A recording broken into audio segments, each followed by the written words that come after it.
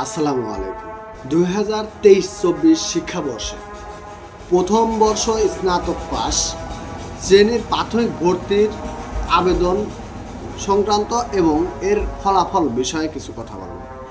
জাতীয় বিশ্ববিদ্যালয়ের অধীনে 2023-24 শিক্ষাবর্ষ অত্র কলেজে প্রথম বর্ষ স্নাতক পাস শ্রেণীতে ভর্তি ইচ্ছুক শিক্ষার্থীদের অনলাইন প্রাথমিক আবেদন ছিল 5 জুন 2024 তারিখ থেকে 30 জুন 2024 খ্রিস্টাব্দ পর্যন্ত এটার মেয়াদকাল ছিল।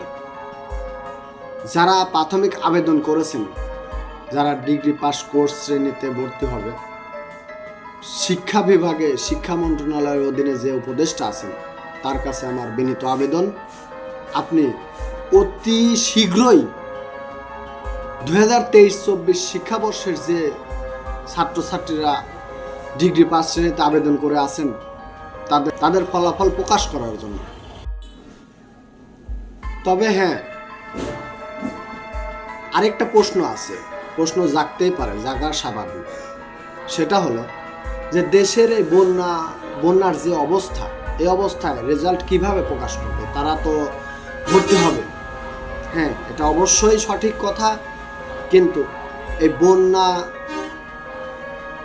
দূর হওয়ার সাথে সাথে, মানে বন্যায় কবলিত মানুষ স্বস্তি পাওয়ার সাথে সাথে রেজাল্ট প্রকাশ করার জন্য অনুরোধ করছে।